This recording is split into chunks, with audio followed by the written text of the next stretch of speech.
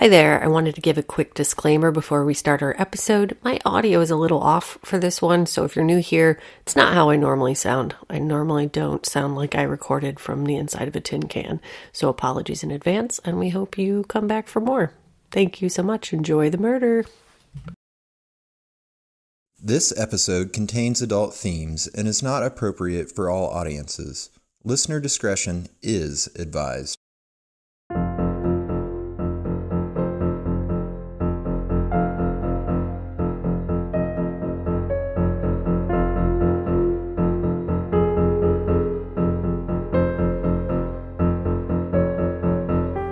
Hello, the world. This is They Will Kill, a true crime podcast. I'm Sadie Eck. And I'm Courtney Eck. And I'm bringing you, this is coming to you, from COVID Town. COVID Town. Sadie's in it. She's USA. in COVID Town. Yep. Finally arrived there after a 2-year-long journey. Yep. Being like as careful as you can be, and it got me. It did. It got my husband first, and now I got it. But I honestly just feel like I have intense allergies. If even that. Yeah, that's exactly how I felt. I Pelotoned when I had it. So yeah, vaccines work. You know, we know that. We like them. Yes. Get them. Boost yourself. That's I read there's some like only 25% of people eligible for boosters have gotten them. Like, go get your fucking booster, guys. Yeah. Yeah. Anyway. Yeah, and get some snacks and like movies, because it did take me down a little bit, so it's a good chance it'll take you down a little bit, but just make it a little bed day. Tylenol makes you feel so much better, and then you won't die of COVID or get seriously ill. That's right. Yep, so keep my little 4-year-old in your thoughts for me. He so far is fine. I hope it stays that way, but he's the only thing I worry about, because all the rest of us are vaccinated. And fine. Yeah. So tell me you're good. Like, oh, my kid sneezed twice, and that was his extent of non-vaccinated child COVID, because all you hear is the scary stories. Right. Yeah. Send her the good ones. Send them to her. Send them to me. In the meantime, do you want to hear about some murder? Yes. Always. This is the chilling, truly chilling murder of Peter Porco. So in 2004, 52-year-old Peter Porco lived with his wife Joan and 2 sons in Delmar, New York. Well, his 2 sons didn't live with him anymore, but they were raised in Delmar, New York. And he held a prestigious position as a clerk for an appeals judge at the Supreme Court of New York State. On November 16, 2004, Peter failed to show up for work, which was highly unusual for the well-respected clerk. So a court officer went to his home to do a wellness check, and it was instantly obvious that something was terribly wrong. There was a key left in the deadbolt lock on the exterior of the front door, and the door was ajar. He also noticed some drops of blood on the exterior steps. He entered the home and found that there was blood absolutely everywhere, and Peter Porco's body was laying down in the hall near the entryway. It appeared that Peter had been bludgeoned to death, and there was blood all throughout the main floor of the home. Oh. Yeah. The officer continued upstairs and found Peter's wife, Joan, in a blood-soaked bed with massive injuries to her head. Miraculously, Joan had survived her injuries, but was just barely alive. Wow. Her injuries were so severe, paramedics could actually see her brain as they worked to save her life, and couldn't figure out where her mouth was to administer oxygen. I'm sorry. Yes. It was That's bad. not possible. She was still alive. Oh my God. There was a 3-foot fireman's axe in the bed next to her. Ugh. I mean, name something more chilling than an axe attack. No. Axe attack. It's heinous as hell. Investigators determined that Joan had been struck 3 times in the head with the axe while she was sleeping in bed. Peter Porco had been struck 16 times in the head while he was also in the bed. Wow. Investigators found this odd because Peter's body had been downstairs when the officer arrived, and there was a significant amount of blood downstairs as well. They were able to figure out why exactly that was, and what they learned is one of the most chilling things I've heard in the history of my love for true crime. Are you ready? I don't know. Authorities figured out that sometime after the attack, Peter actually woke up, got out of bed, and in a state of shock, started his day just like it was any other day on total autopilot. Oh my God. He pulled some clothes on over his very badly injured head. Wow. Went downstairs, made breakfast, and went out to get the morning paper. While he was out getting the paper, the door locked behind him, so he used the key the family kept hidden in the flower box to get back in. Once he was back in the house, he lost so much blood, he finally succumbed to his injuries and died. Wow. 17 times? 16 times, he's axed in the head, survived long enough. My God. Yeah. If that will not keep you up at night, I don't know what will. A, how miraculous the fucking human brain is. B, how terrifying the human brain is. C, if you were a neighbor and you looked out the fucking window. Like, thank God nobody looked out their window and saw their... Seriously. The neocortex of Peter's brain, which controls, quote, thought, language, and reasoning, was very badly damaged in the attack, but his paleocortex, which is protected under the neocortex, was fully intact, and that part of the brain controls, quote, primal instincts and second nature habits. So his brain automatically knew what his body did every day and got up and did it. That's so crazy. That freaks me out on so many levels. Like, there's just... Yes. Pull back one level of why that freaks me out, and then something else is under there, like... This is also crazy. Yes. Officers determined that nothing of value seemed to have been taken from the home, and the fact that Peter had been struck with the axe so many times led police to believe that the attack was targeted and Peter was the main target. That also led them to believe that the killer likely knew the couple. So while Joan was being rushed to the hospital, she was conscious enough that a police officer was able to communicate with her. She was able to shake her head yes and no, and when they asked her if she knew who attacked her, she shook her head yes, and was able to indicate that it was a family member who had carried out the attack. The Porcos had 2 sons. The first was 23-year-old Jonathan, who was a lieutenant in the Navy and had been on a nuclear submarine when the attack took place. Pretty fucking solid alibi. Yeah, it doesn't get much more solid. No. Their other son was 21-year-old Christopher, who was a student at the University of Rochester, which was about 3 hours from where the Porcos were attacked. The officer asked if it had been her son Jonathan, and she shook her head no, but when asked if it had been her son Christopher, she indicated yes.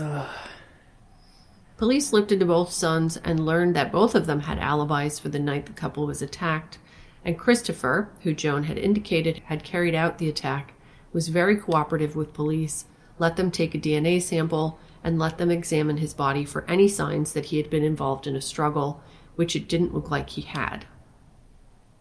Police wondered why Joan would have said her son was responsible for the crime if he wasn't, but weren't able to confirm that he had anything to do with it upon their initial investigation.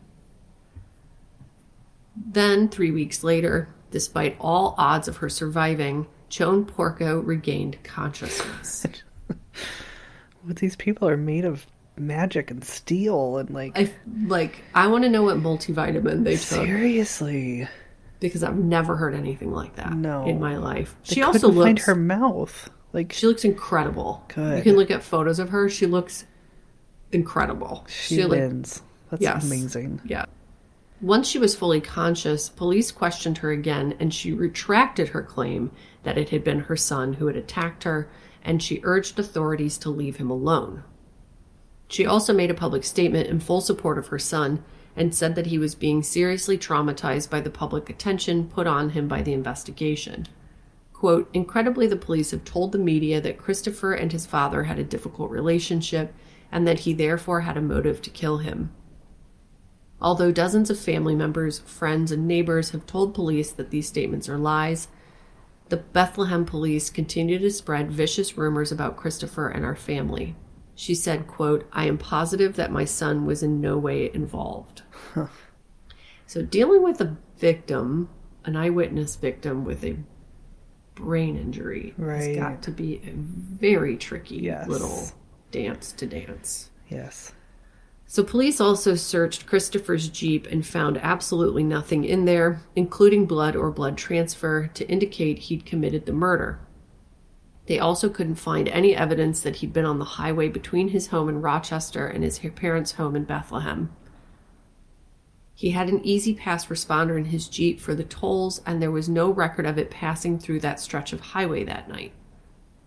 Police also couldn't find any fingerprints or blood on the axe that didn't belong to either Peter or Joan. And everybody knows what an Easy Pass responder is, right? That basically it's a little box that you put in your windshield, and when you go through the toll, it's just like an automatic way to pay for the toll, so you don't have to stop. So with Joan's new insistence that Christopher was absolutely not her attacker and no evidence to point in his direction, police moved on and looked into Peter's career at the Supreme Court to see if anything stood out. And something did. They learned that he had once received a death threat after a man lost custody of his children and vowed revenge on the judge involved in the court case as well as Peter. He said he was going to get a gun and kill them both.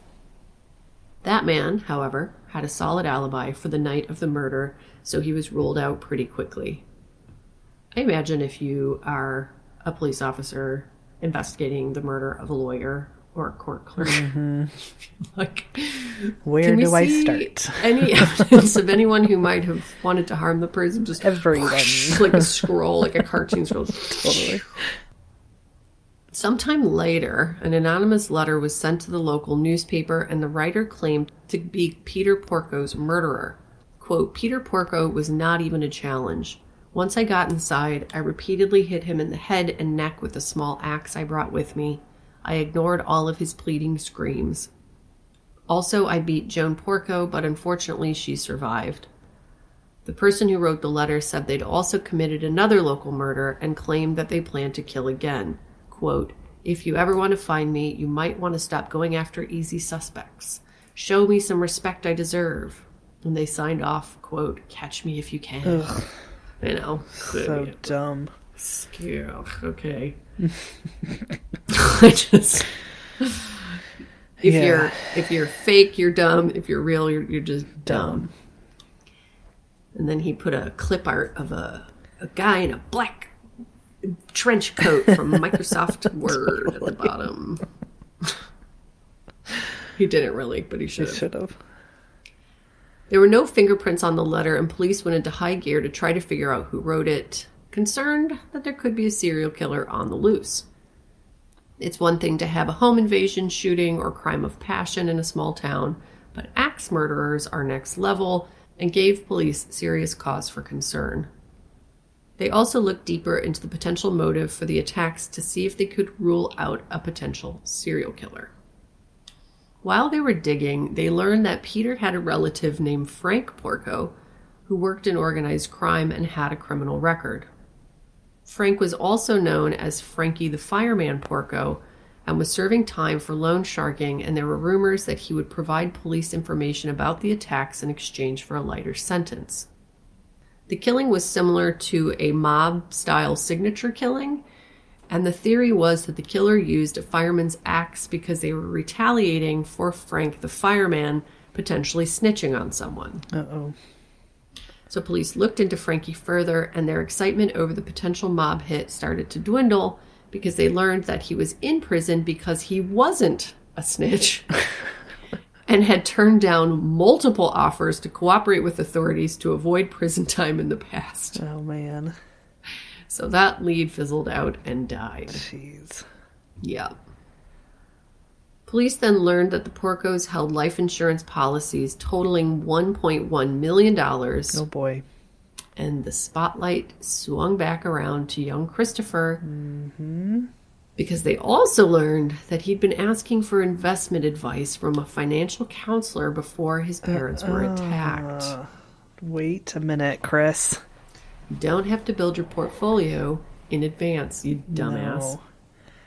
He specifically told the counselor that he would be inheriting millions of dollars from a relative and asked the person to write up a portfolio for him. Ugh. Then, before Peter was killed, Christopher had emailed his father and asked for all kinds of very personal financial information. Quote, "Yo, Pops, if I can have yours and Mom's social security numbers and your New York State driver's license numbers, I need them for paperwork relating to financial info for next semester. Hope you're having a good day. Love, Chris." No. Sure, son. 20905. Oh, great. That sounds legitimate. Yes, of course. Yeah, I don't right? need to see any proof or documentation of your financial aid statements. Because you're my son and you shouldn't be plotting to murder me. I don't know. Police also looked into the numbers that had been used to deactivate the alarm in the home, which had been disarmed around 2 a.m., and the person who disarmed it hadn't made any mistakes in entering the code, so the killer likely knew the family very well. Whoever had entered the numbers had then smashed the alarm panel, hoping to destroy the record of what numbers had been entered, but the code information was stored remotely by the alarm company. They also disabled the phone lines, so would have had to know where those were too. This led investigators back to Christopher, and they took another look at his whereabouts and potential motive for the attacks. He told police that he'd been in his dorm in Rochester on the night of the murder, which was over 200 miles away from his childhood home. Police looked at security footage from his campus, as well as all of the highways and toll booths that could have been taken between Rochester and Del Mar.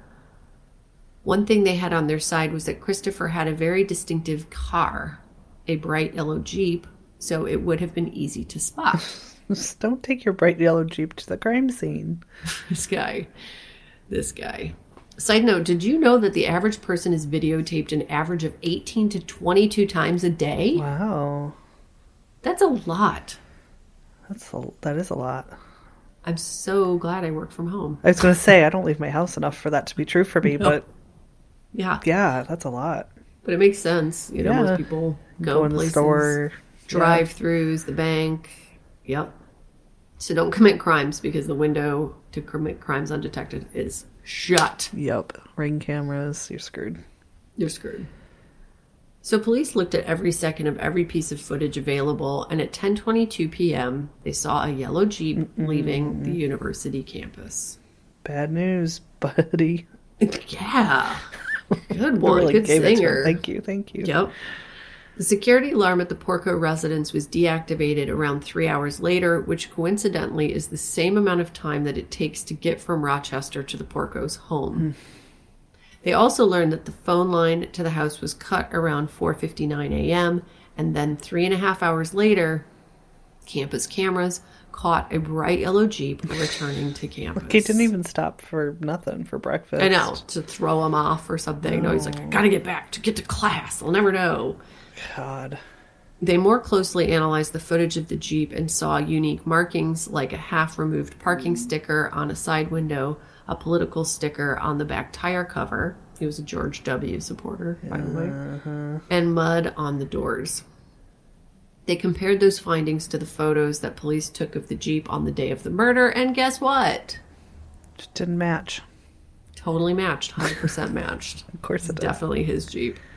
Unfortunately, though, they couldn't get a clear shot of exactly who was driving the Jeep.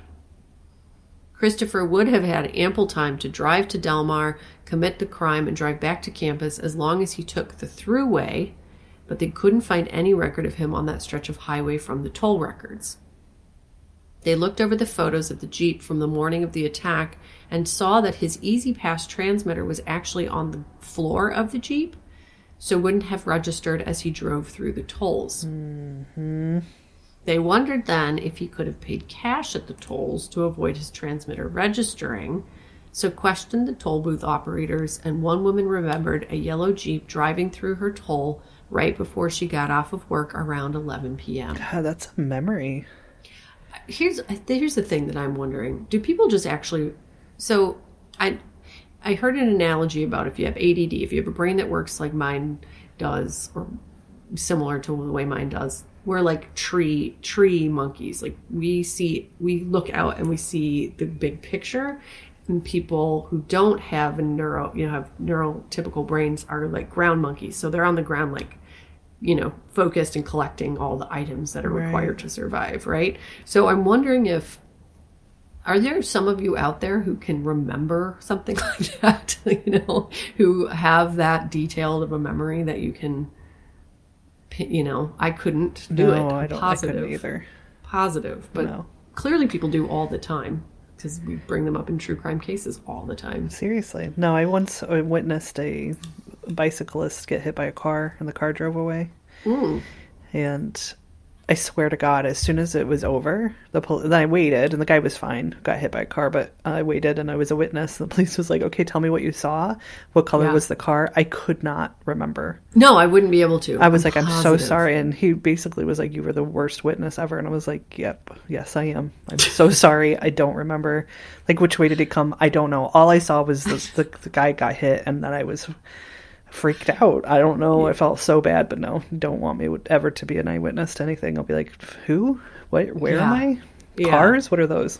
Yeah. Well, Laura's one of those people that'll be like, the greenhouse that's on the west side of, Muir Road or whatever. And I'm like, west side green? What? No. How would I know that? No. Yeah. No. My brain just goes to the store. I don't know anything between here and the store.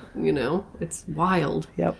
Somebody once described my house as green, and I was like, wait, I thought my house was brown, or Yeah. Now I'm trying to remember the color of your house. I have no idea. I don't know. Kind of a taupey. I don't know. Yeah. Anyway. So unfortunately, this genius toll driver who has the memory of a normal person couldn't remember any details about the driver. Oh, well, good for her for remembering the Jeep, man. Fuck yeah. Yeah. So luckily, only 12 cars went through the toll stop around that time. So detectives collected all of the toll tickets that had been stamped around that time frame and sent them in for forensic testing. Not to dwell on this again, but I wonder too, there's got to be like spikes in memory toward the end of the shift. Like you're excited, you're alert, you're kind of, it's a new phase of your night. So imagine you're pissed off when somebody comes in right at the end. But yeah, totally. So scientists found skin cells on several tickets and collected those samples for further testing. You'll never guess what mitochondrial DNA testing of those skin cells revealed. Oh, really? That Christopher Porco had handed one of those toll tickets and was definitely on the thruway en route to Del Mar, New York on the night his parents were attacked. That's so crazy. And you know more about DNA and efficacy of different kinds of DNA. Yeah. There's the transfer of one of those toll tickets would be very hard to fudge, right? Because it's not from his house or something. Right. I mean, the only problem would be if they were testing the tickets alongside of DNA from... They didn't have any other DNA. From him. Oh, wait, they did have his DNA. Yes. Right. So if they were testing his DNA and... Simultaneously. Yeah, then there's a chance that transfer could happen, but... If they kept them separate, then no, it's not likely. Right. Like touch DNA happens in weird ways, but it's not that kind of a way. Not necessarily. Like if there's like the case of, like the paramedic touched something that like those sort of things that can happen, but no, right. It's not likely that they would find his actual DNA. As long as it didn't get contaminated in the lab. That's what I thought. Yeah. Okay. So they then looked into Christopher's potential motive for the murder and learned that he had recently forged his parents' signature on a bank loan document and had taken $31,000 out of their account without their permission. No, Chris. Not looking good for you, bub. Christopher also took out a line of credit through Citibank to finance his Jeep, and authorities found an email from Peter to Christopher that said, quote, Chris, I want you to know that if you abuse my credit again, I will be forced to file forgery affidavits in order to disclaim liability. You should come home so we can talk. We may be disappointed in you, but your mother and I still love you and care about your future. God, Chris. Also, what a gentle touch. If my kid fucking stole my credit and took out money from my account, I would be in person at their dorm. With the police. That night. Yes. Yeah, right? To just send this sort of very rational email. He didn't deserve them. That's so sad. Yeah. Also, don't steal from your father, who's essentially a fucking lawyer. No. See you in court 100%. Right. And I will win. Yeah. Oh, God. They also learned that Christopher was failing his college courses, and Joan and Peter had sent him an email with the subject line, quote, "Failing grades, you did it again." Oh, no. That said, quote, "You just left and we can't believe our eyes as I look at your interim grade report. You know what they say, 3 strikes and you're out. Explain yourself." Oh, shit. He responded claiming the university's registrar was just reporting incorrect information and said, quote, "But obviously they are incorrect. My lowest grade that I got on anything was a B on a physics test." Said every liar ever. Yeah. This is put in the computer wrong. I got a solid 82%, Mom. Don't jump to any conclusions. I'm fine. Ugh.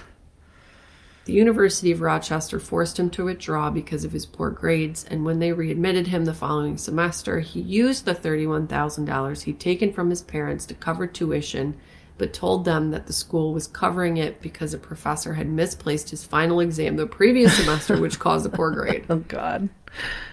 And, you know, as a parent, I would definitely err on the side of believing my child for the most part, because you have to. But if you hear hoof clops, right, it's probably a horse, not a zebra. I think it also depends on the kid, you know? Like, Yeah. It doesn't sound like this is his first rodeo in pathologically lying. No, he definitely was a pathological liar. Yeah. So, Christopher's life was crumbling around him, and so he decided to kill his parents to collect their life insurance to pay down his debts and set himself up for any other bullshit he felt like pulling in the future. Christopher Porco was arrested, and on June 27, 2006, around a year after the attack occurred, he went on trial for the murder of his father and the attempted murder of his mother.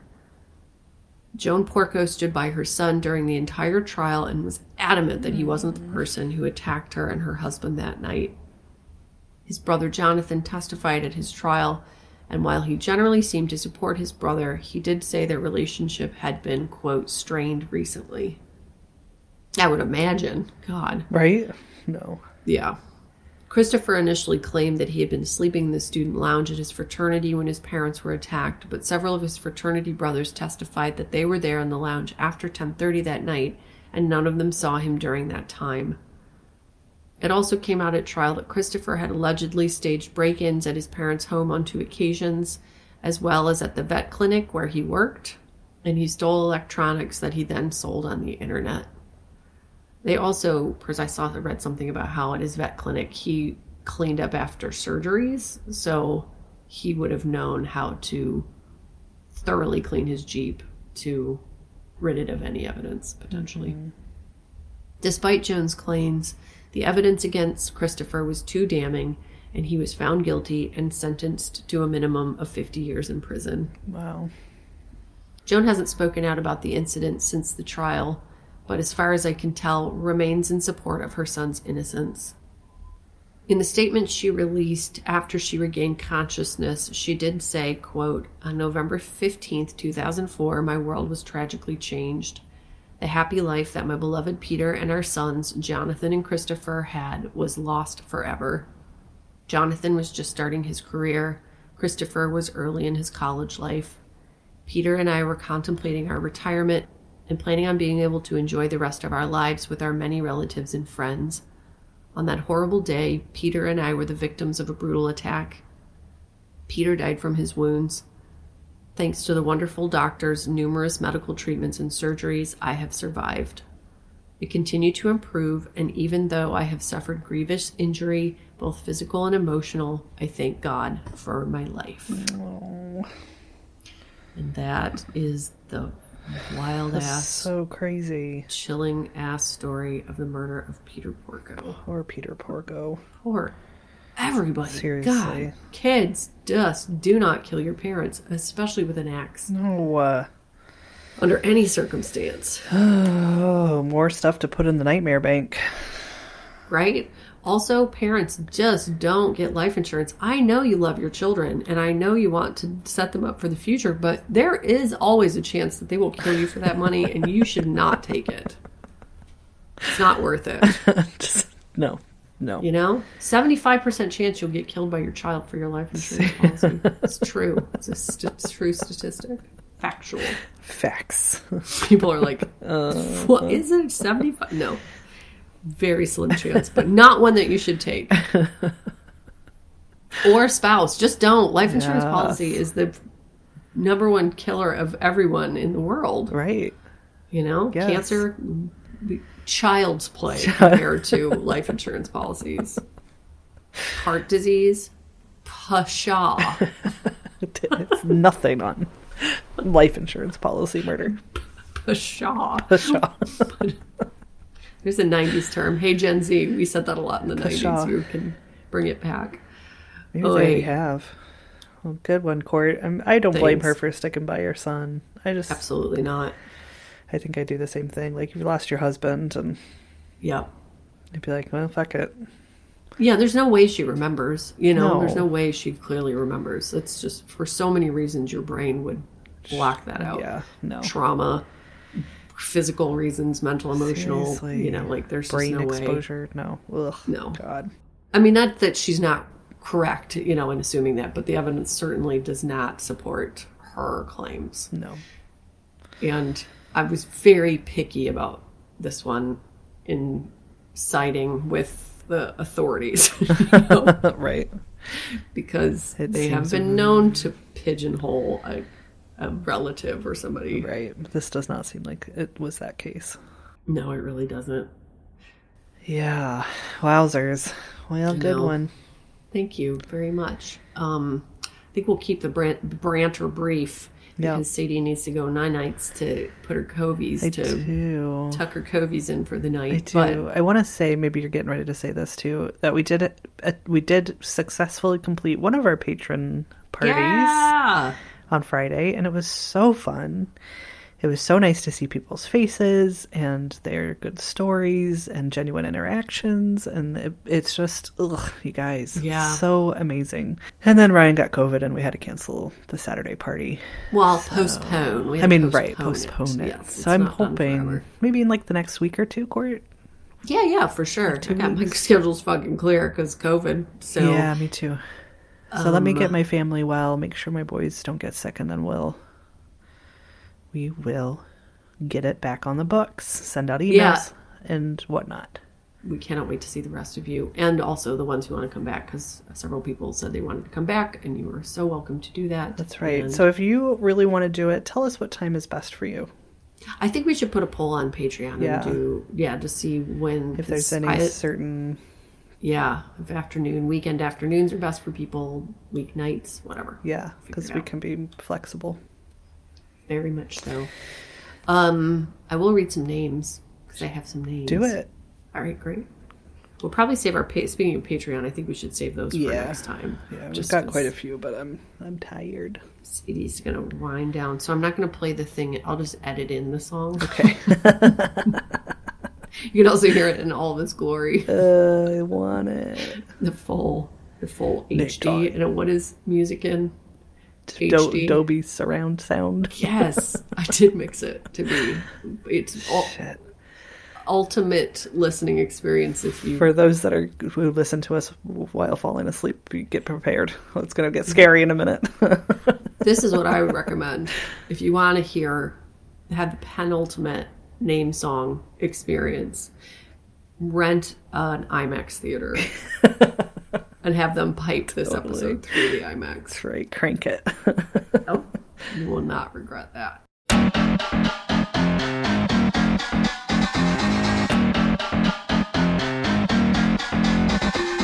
It's name time! Okay, so I wanted to add Eric Weihenmayer. I just, if you all remember, Eric Weihenmayer,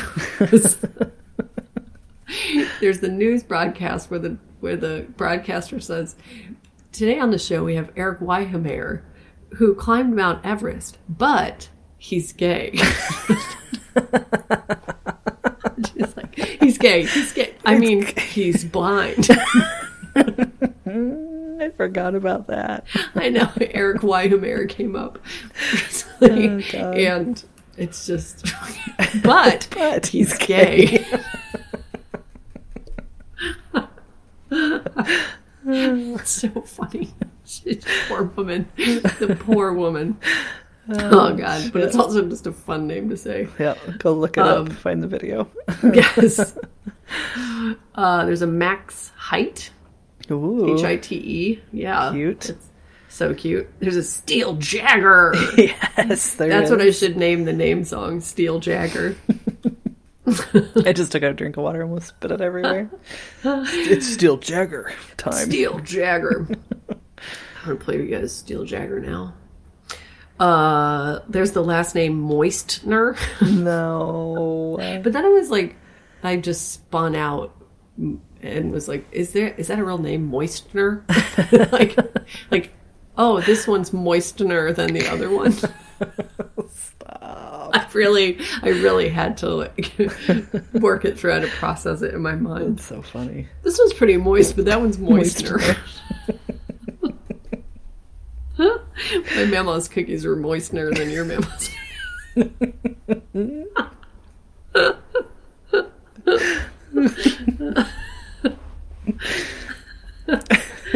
Oh, God.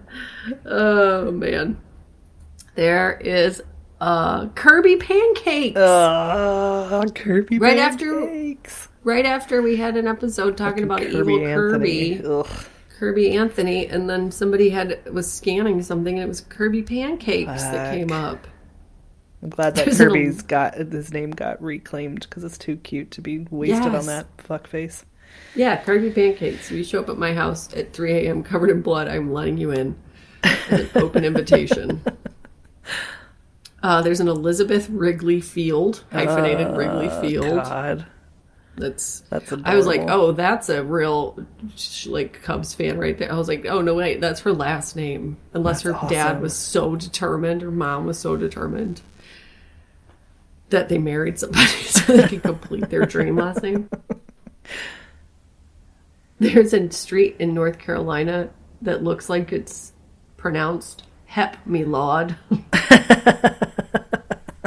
Hepmelawd. Hep Me Laud. There's a famous Chicago like journalist type person named Studs Terkel. I'm sorry. Laura just dropped that name the other day. She's like, yeah, and he said he felt like Studs Terkel. What? I was like, wait, what? Felt like, is that a condition? Like Munchausen by proxy? Like, Studs Terkel. I got. Ooh, I feel like it came down with Studs Terkel. The doc diagnosed me with Studs exactly. Terkel. How's your son? Well, he got Studs Terkel. No, she just dropped it, and she's like, and I was like, what? Who? She's like, you've got to be kidding me. Like, I've never heard that name in my entire life. Who is Studs Terkel?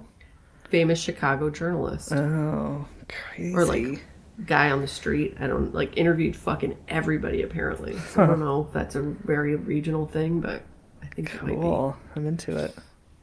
Criminal defense attorney in Grand Rapids named Lawrence Felon. Phelan. Maybe Phelan, but definitely Felon. There's a Walk This Way. Of course there is. Yeah. Of course there's an Aerosmith themed Asian restaurant. I don't know that it's actually themed that, but there's a Dr. Ray Bagay.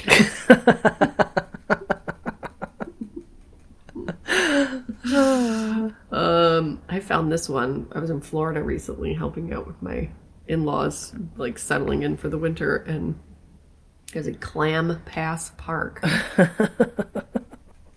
There's also in Naples, Florida, where I was settling my in-laws, there's a restaurant called, it's pronounced Virginia, but it's spelled Virginia. What is happening?